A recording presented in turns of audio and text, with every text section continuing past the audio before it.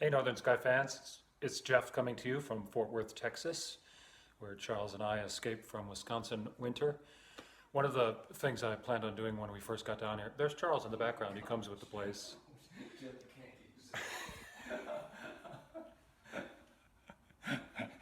You're like Kelly's cat.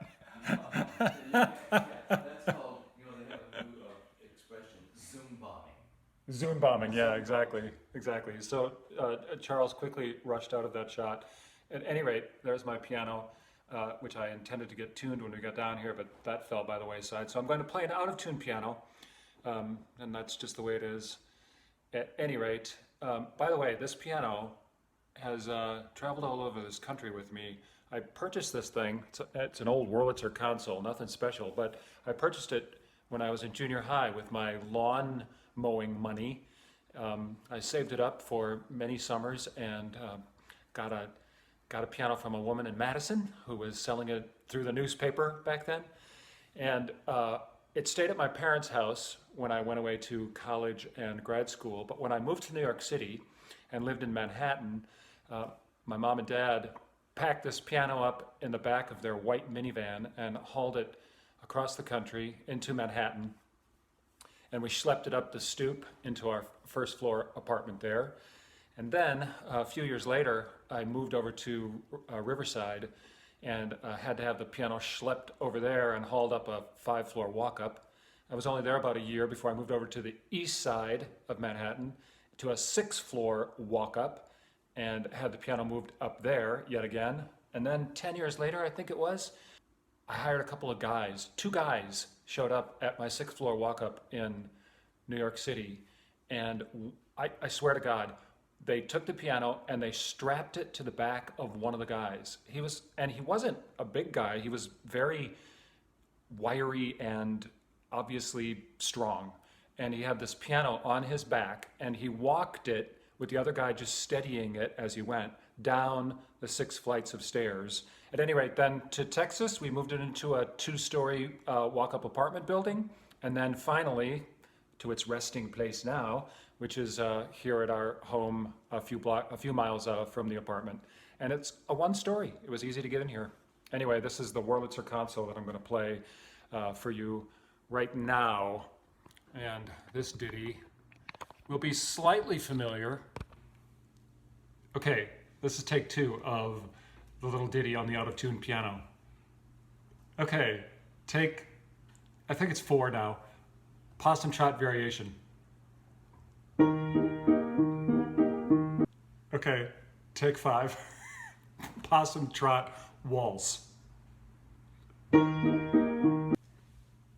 Take 6 of the Possum Trot. Okay, now I'm on take 7. This is the Possum Waltz.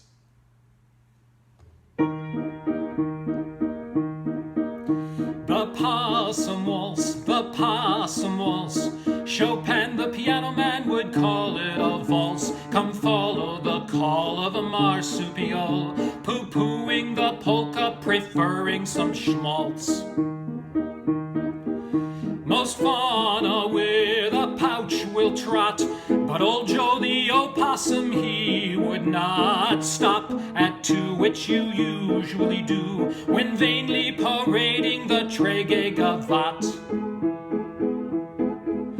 He danced and pranced deliriously, counting 1, 2, and then adding a 3. Old Joe, how he'd go, not a soul could control the duple cripple who would simply triple when gliding with glee.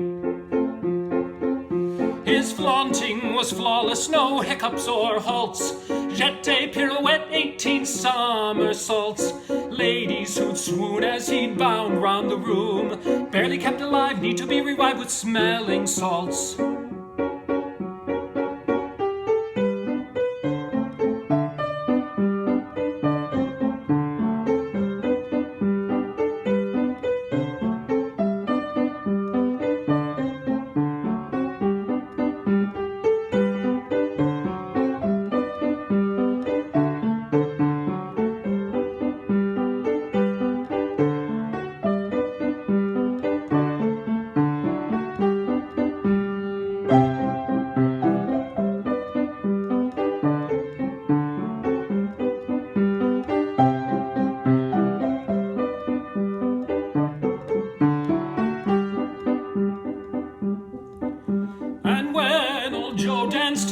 do-si-do, framed by the pane of the ballroom window. The crowd went wild, man, woman, and child, never to forget the minute minuet of old Possum Joe.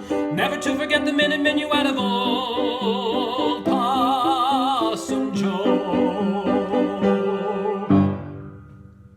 Something like that. But old Joe the opossum, he would not stop. It's hard. I don't do this for a living. Most fauna with a pouch. Ah,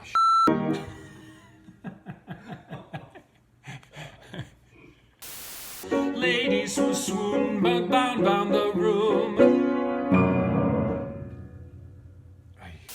Ladies who'd swoon wound they bound round.